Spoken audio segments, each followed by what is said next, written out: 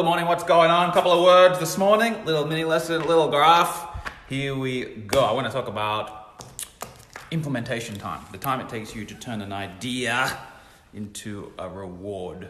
Here we go. This is a little graph of time and a dashed line which stands for inertia. This is your inertia line. Let me demonstrate by doing another little line here in purple. There's a little graph that kind of goes like this, okay?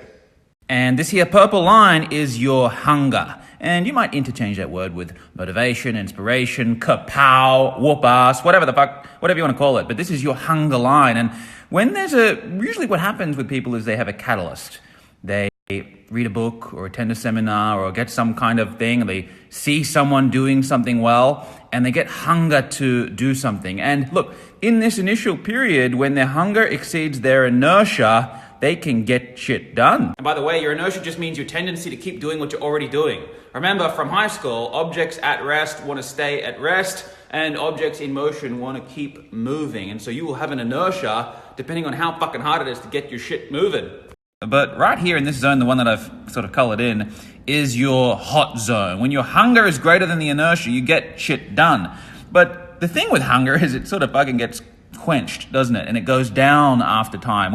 How many of you guys know, by the way, right at this day here, you start something new and you're really excited, you're hungry for it. And then when the difficulties mount up, you sort of wane in your hunger. This point here is the one that I want you to take notice of. If you look into your history, you'll have a time period here where it might be a year, or it might be a month, it might be a week, it might be a couple of days where you start something and you're hungry for it, but then you wane and then you cross this threshold of, I am going to give up now. So then, with this in mind, we need to come up with strategies to elongate that action time. And there's really only a few ways to do it. We can reduce the inertia or we can increase the hunger. And there's a handful of strategies that you might want to hear. Strategy 1, reduce your implementation time. When you have an idea and you're hungry and it's at the start, turn that thing into income, into profit, into reward as soon as you can. The business who does that the quickest, the person who does that the quickest wins the game because they get over this hump of inertia. I guarantee when you have an idea and if it takes you 3 months to build it, 6 months to build it, the probability that you give up is going to be high. But if you make money from that idea within 7 days, you're going to keep moving forward.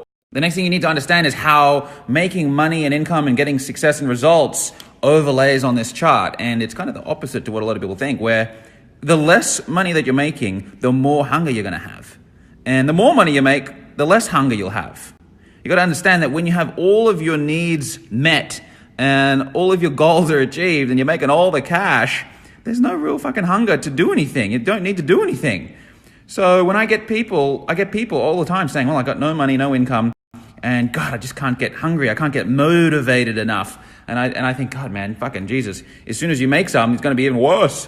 So you want to have less income if you want more hunger. And the way that you can hack that is by putting more demand on yourself, more demand on your income. And so I have a whole strategy called keep yourself poor, make yourself rich. You get all your income and you keep stashing it. You keep setting it aside. As soon as you make it, you set it aside into your savings and investment accounts. And you keep growing the amount that you're saving every 3 months. And so you put a demand on yourself. And you feel, I'm strapped, but you're really building wealth and balling out in the back end. But you put demand on yourself. And 2 more strategies here that I want to share with you guys, because remember, it's all about increasing hunger and reducing the inertia. And so let me address hunger here first in purple. It's all about purpose. When you know your purpose, when you have something that's truly inspiring to you, a mission, your one thing, the reason that you're here on the earth, you're not going to have these up and down oscillations in hunger. You'll have a steady and consistent, growing, expanding action. You're not going to waver and wobble like this, because when you're focusing on purposeful work, inspired work, this is stabilized. And it's not about pleasure and pain and not about, oh God, it's hard now, I'm going to wane and stop and quit and give up. You do that thing until the rest of time. That is your inner calling. That's your fire. And then very finally, if you want to reduce your inertia and bring this black line down and down and down and down, and so things are flowing and it's easy to get moving, it's all about fear neutralization. Because what is inertia?